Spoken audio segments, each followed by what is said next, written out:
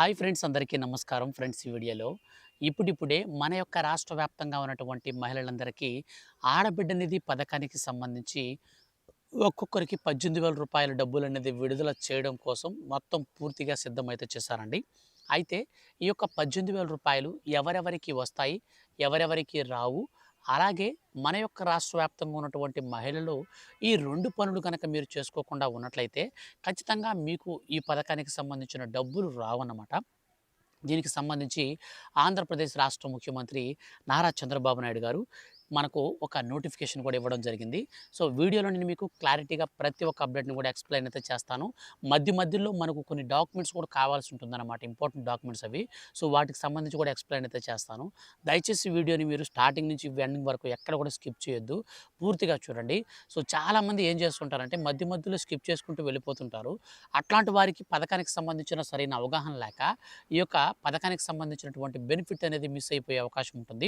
So మీరైతే అలా చేయొద్దు. స్టార్టింగ్ నుంచి ఎండింగ్ వరకు క్లారిటీగా వీడియోని ఇంత మొత్తం చూడండి. అలాగే ఈ వీడియో కింద ఉన్నటువంటి బ్లాక్ కలర్ సబ్స్క్రైబ్ బటన్ని మీకు నొక్కి, అలాగే పక్కనే వచ్చే బెల్ సింబల్ని ఆల్ పైన అయితే ట్యాప్ చేసుకున్నట్లయితే మహిళలకు సంబంధించి ఏపీ రాష్ట్ర ప్రభుత్వం నుంచి కావచ్చు, ఏ చిన్న అప్డేట్ వచ్చినా సరే మిస్ కాకుండా అందరికంటే ముందుగా నేరుగా మీ యొక్క మొబైల్కి అయితే నోటిఫికేషన్ ద్వారా పొందొచ్చు. ఇక పూర్తి వివరాలు వీడియోలోకి వెళ్ళి తెలుసుకోబోయే ముందుగా వీడియోని లైక్ చేసి సపోర్ట్ చేయండి. ఇక మనం వీడియోలోకి వెళ్ళి అప్డేట్ గురించి తెలుసుకున్నట్లయితే ఫ్రెండ్స్, మన యొక్క ఆంధ్రప్రదేశ్ రాష్ట్ర వ్యాప్తంగా ఉన్నటువంటి మహిళలకు సంబంధించి మన యొక్క రాష్ట్ర ముఖ్యమంత్రి నారా చంద్రబాబు నాయుడు గారు ఎంతో ప్రతిష్టాత్మకంగా మహిళలకు ఆడబిడ్డ నిధి పథకాన్ని అధికారంలోకి వస్తే మేము అమలు చేస్తామని హామీ ఇచ్చారు. దీనికి సంబంధించి చాలా విమర్శలు ఇప్పటికే ప్రభుత్వం పైన ఉన్నప్పటికీ వీటన్నిటిని కూడా అధిగమించేందుకు మనకు త్వరలో రానున్నటువంటి పంచాయతీ ఎలక్షన్స్‌ని దృష్టిలో ఉంచుకొని ఆంధ్రప్రదేశ్ రాష్ట్ర ప్రభుత్వం ఇప్పుడు 18 సంవత్సరాల నుంచి 60 సంవత్సరాల వయసు మధ్యలో ఉన్నటువంటి మహిళలందరికీ అతిపెద్ద శుభవార్తనైతే అందించబోతుంది. సో దీనికి సంబంధించి మన యొక్క రాష్ట్ర ప్రభుత్వం 18 సంవత్సరాలు పూర్తిగా నిండినటువంటి వారిని, అలాగే 59 సంవత్సరాల వయసు ఉన్న వారిని మాత్రమే అర్హులుగా తేల్చింది. అందులో భాగంగానే మన యొక్క రాష్ట్ర వ్యాప్తంగా ఉన్నటువంటి మహిళలకు కొన్ని ఇంపార్టెంట్ డాక్యుమెంట్స్ కూడా చెప్పడం జరిగింది. డాక్యుమెంట్స్ నేను మీకు మధ్యలో ఎక్స్‌ప్లెయిన్ చేస్తాను. వచ్చినటువంటి అప్డేట్‌ని గనక మనం క్లారిటీగా చూసుకుంటే, మన యొక్క ఆంధ్రప్రదేశ్ రాష్ట్ర ప్రభుత్వం మహిళలకు చేయూతనిచ్చేందుకు తీసుకువచ్చిన పథకమే ఆడబిడ్డ నిధి. ఈ యొక్క ఆడబిడ్డ నిధి పథకం కింద ఎస్సీ, ఎస్టీ, ఓబీసీ మరియు మైనారిటీ కులాలకు సంబంధించినటువంటి మనకు 18 నుంచి 60 సంవత్సరాల వయసు కలిగినటువంటి మహిళలకు ఒక ఏడాది కాలంలో రూ. 18,000 అందిస్తుంది ఈ పథకం ద్వారా. దరఖాస్తుదారులు ఈ పథకానికి సంబంధించి శాశ్వత నివాసి అయి ఉండాలి, నిర్దిష్ట తక్కువ ఆదాయ పరిమితులు కలిగి ఉండాలి, గ్రామీణ పట్టణ ప్రాంతాలలో కూడా పరిమితినైతే విధించడం జరిగింది. ఇక 4 చక్రాల వాహనాల విషయంలో కూడా మనకు షరతులైతే వర్తిస్తాయి. అయితే ప్రభుత్వ ఉద్యోగి మరియు పెన్షనర్లకు కూడా ఈ పథకం కింద అర్హత అనేది ఇవ్వకూడదని రాష్ట్ర ప్రభుత్వం డిసైడ్ చేసింది. ఇక ముఖ్యంగా ఈ పథకానికి సంబంధించి ఇచ్చేటువంటి రూ. 18,000 మనకు ఒక నెలలో రూ. 1,500 చొప్పున ఇవ్వాలి. కానీ ఒక నెలలో రూ. 1,500 చొప్పున ఇచ్చినట్లయితే మన యొక్క ప్రభుత్వం పైన అధిక భారం పడే అవకాశం ఉంటుంది. కాబట్టి ఇప్పుడు తాజాగా ఇచ్చినటువంటి మార్గదర్శకాలకు అనుకూలంగా ఒకేసారి ఒకే విడతలో రూ. 18,000 చొప్పున నేరుగా ఖాతాలలోకి వేసేటువంటి ఈ పథకాన్ని అయితే మనకు ఆమోద ముద్ర అయితే వేయడం జరిగింది. దీనికి సంబంధించి ఇప్పటికే మన యొక్క రాష్ట్రంలో జరిగినటువంటి మంత్రివర్గ సమావేశాల్లో ఇప్పటికే మంత్రివర్గాల్లో ఉన్నటువంటి క్యాబినెట్ అంతా కూడా ఆమోద ముద్ర అయితే వేయడం జరిగింది. ఇప్పుడు తాజాగా దీనికి సంబంధించి మనకు విడుదలకు సిద్ధమవడంతో మరోసారి గుడ్ న్యూస్ అయితే ఇవ్వడం జరిగిందనమాట. ముఖ్యంగా దీనికి సంబంధించి అర్హత ప్రమాణాలు చూసుకున్నట్లయితే ఖచ్చితంగా మహిళ అయి ఉండాలి. మహిళ వయసు 18 నుంచి 60 సంవత్సరాల మధ్య ఉండాలి. ఇక వాళ్ళకి సంబంధించినటువంటి ఆ కేటగిరీ వర్గానికి చూసుకుంటే ఈ ఎస్సీ, ఎస్టీ, బీసీ మరియు మైనారిటీ ఈ యొక్క కులాలకు సంబంధించినటువంటి మహిళలు అయి ఉండాలి. ఇక శాశ్వత నివాసి అయి ఉండాలి. గ్రామీణంలో ఉన్నటువంటి కుటుంబీకులైతే అంటే వారి కనుకైతే ఆదాయం సంవత్సరానికి ఉండాలి. ఇక పట్టణ ప్రాంతాల్లో చూసుకున్నట్లయితే ఈ యొక్క వార్షిక ఆదాయం విషయానికి వస్తే రూ. 1,44,000 కంటే తక్కువ ఉండాలి. కుటుంబ సభ్యులు ఎవరు కూడా ప్రభుత్వ ఉద్యోగి లేదా ప్రభుత్వ పెన్షనర్ అయి ఉండకూడదు. కుటుంబ సభ్యులు ఎవరు కూడా ఆదాయపు పన్ను చెల్లించకూడదు. కుటుంబానికి 4 చక్రాల వాహనం ఉండకూడదు. ట్యాక్సీలు, ఆటోలు మరియు ట్రాక్టర్లకు మినహాయింపు ఉంటుంది. అంటే ట్యాక్సీలు కనుక మీకు ఉన్నట్లయితే ప్రాబ్లం లేదు. ఆటోలు కనుక ఉన్నట్లయితే, ట్రాక్టర్లు ఉన్నట్లయితే ఎటువంటి ఇష్యూ లేదు.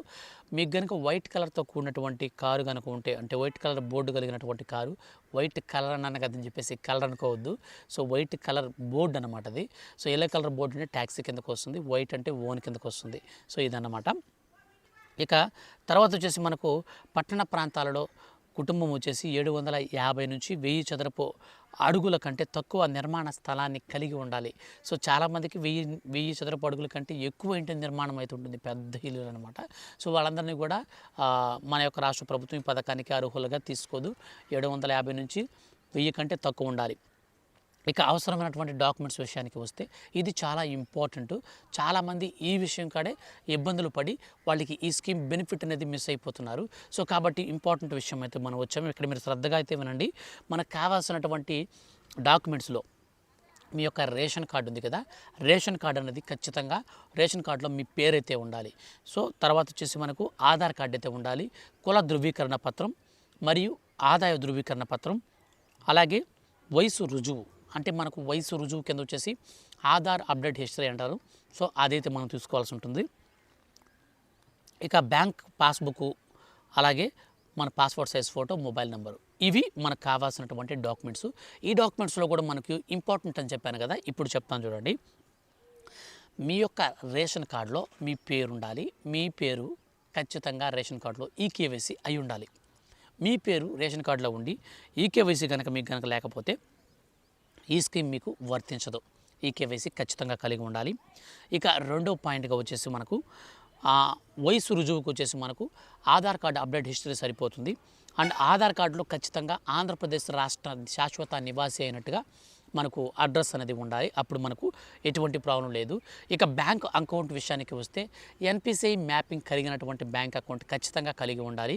సో చాలామందికి ఎన్పిసిఐ మ్యాపింగ్ గురించి అవగాహన లేదు. ఒకసారి చెప్తాను, మళ్ళీ మీరు వినండి. ఎన్పిసిఐ మ్యాపింగ్ అంటే national payment corporation of India. So NPCI ఈ యొక్క లింక్ అనేది మనకు ఎలా వస్తుంది అంటే ఆధార్ కార్డుతో మన యొక్క బ్యాంక్ అకౌంట్ని లింక్ చేసుకోవడాన్ని, ఈ లింక్ చేసుకోవడాన్ని మనకు ఆధార్ ఎనేబుల్డ్ పేమెంట్స్ అనమాట అవి. సో మన యొక్క ఆధార్ కార్డ్ని మనం అప్లై చేసుకున్నప్పుడు, స్కీమ్కి బెనిఫిట్ పొందాలని అప్లై చేసుకున్నప్పుడు ఆధార్ నెంబర్ ఇస్తాం కదా, దాన్ని మనకు అక్కడ వాళ్ళు ఎంటర్ చేయగానే ఆటోమేటిక్గా దానికి ఎన్పిసిఐ మ్యాపింగ్ అనేటువంటి బ్యాంక్ అకౌంట్ అక్కడ షో చేస్తుంది. అప్పుడు ఆ బ్యాంక్ అకౌంట్లోకి ఆటోమేటిక్గా వీళ్ళు ఫండ్ అయితే వేసేస్తారు. కానీ ఇలా కాకుండా చాలామంది ఏం చేస్తారంటే మీరు ఈ యొక్క ఎన్పిసిఐ మ్యాపింగ్ విషయంలో నెగ్లెక్ట్ చేయడం వల్ల మీకు బెనిఫిట్ అయితే ఆగిపోతుంది. వాళ్ళేమో అర్హుల లిస్టులో మీ పేరు ఇస్తారు, మీకు డబ్బులు అనేది ట్రాన్స్ఫర్ చేస్తారు, ఎన్పిసిఐ మ్యాపింగ్లో మీ బ్యాంక్ అకౌంట్ కనిపించదు, ఆగిపోతుంది. సో ఈ రిస్క్ అంతా మాకు వద్దనుకుంటే మీరు ఆధార్ కార్డుని తీసుకొని ఎన్పిసిఐ మ్యాపింగ్ అనేది మీ బ్యాంక్ అకౌంట్కి అయితే చేయించుకోవాలి. ఇన్ కేసు ఒకవేళ మీరు అక్కడ చేయించుకోలేకపోతే మీకు మరొక ఆప్షన్ అయితే ఉంటుంది. మీరు 250 రూపాయలు పెట్టి జస్ట్ పోస్ట్ ఆఫీస్కి వెళ్ళేసి సేవింగ్స్ ఖాతా అయితే ఓపెన్ చేయండి. 250 రూపాయలు అయితే సరిపోతుంది. ఆ సేవింగ్స్ ఖాతా మనకు ఆధార్తో ఈ యొక్క ఎన్పిసిఐ మ్యాపింగ్ ఎనేబుల్డ్ అయి మనకు వస్తుందన్నమాట. సో ఇది నిజంగానే మనకు చాలా అంటే చాలా బెనిఫిట్ అయితే ఉంటుంది. సో దీన్ని అయితే మీరు ట్రై చేయండి. పోస్ట్ ఆఫీస్ అకౌంట్ అయితే ఒకటి తీసి పక్కన పెట్టుకోండి. దాన్ని మనం ఎలాగైతే ఇప్పుడు నార్మల్ బ్యాంక్ అకౌంట్స్ వాడుతున్నామో, ఫోన్పే మరియు గూగుల్ పే ఎలా వాడుతున్నాము, ఏటీఎం ఎలా వాడుతున్నాము, సో సేమ్ అలాగే వాడుకోవచ్చు. ఎటువంటి మనకు ఇష్యూస్ అయితే ఉండవు అన్నమాట. సో ఇదైతే మనకు బెస్ట్ ఆప్షన్ ఉంటుంది. ఇక తర్వాత వచ్చేసి మనకు ఈ పథకం కింద అర్హత కలిగినటువంటి మహిళలందరికీ 8,400 కోట్ల రూపాయల వరకు మనకు బడ్జెట్ అయితే కేటాయించింది రాష్ట్ర ప్రభుత్వం. దీనికి సంబంధించి మనకు అర్హుల ఫైనల్ ఎలిజిబుల్ లిస్ట్ అయితే రిలీజ్ అనేది చేయబోతున్నారు. ఇప్పటికే మన యొక్క ఆంధ్రప్రదేశ్ రాష్ట్ర వ్యాప్తంగా మనకు ఈ ఫ్యామిలీ బెనిఫిట్ సర్వే అయితే చేస్తున్నారు. ఈ ఫ్యామిలీ బెనిఫిట్ సర్వే ద్వారా ఎవరైతే అర్హత సాధిస్తారో, సో ఇప్పుడు గతంలో లాగా మనకు ప్రతి స్కీమ్కి మనం వెళ్ళి అప్లై చేసుకోవడం లేదా వాలంటీర్లు వచ్చి అప్లై చేయడం ఇలా కాకుండా ఈసారి మనకు కొత్త విధానంలో ఈ పథకాన్ని అయితే మనకు అమలు చేయాలని చూస్తుంది రాష్ట్ర ప్రభుత్వం. సో గతంలో ఉన్నటువంటి వైఎస్ఆర్ చేయూత 45 నుంచి 60 సంవత్సరాల వయసు మధ్యలో ఉన్నటువంటి డేటా ఆధారంగా అండ్ మనకు ఎన్పిసి మనకు ఈ యొక్క ఏదైతే మనకు ఫ్యామిలీ బెనిఫిట్ సర్వే ఏదైతే ఉందో ఈ ఫ్యామిలీ బెనిఫిట్ సర్వే నుంచి తీసుకున్నటువంటి డేటా ఆధారంగా ఈ రెండు డేటాలకు సంబంధించిన అప్డేట్స్ ప్రకారంగా ఈ డేటా అంతా కలెక్ట్ చేసి ఇందులో ఎవరైతే ఎలిజిబిలిటీలోకి ఉంటారో వారికి మాత్రమే ఈ కేవైసీని ఆఫర్ చేస్తారు. సో ఈ కేవైసీ అనేది మనకు రాష్ట్ర ప్రభుత్వం ఆఫర్ చేసిన తర్వాత మనకు సచివాలయం నుంచి కాల్ చేస్తారన్నమాట.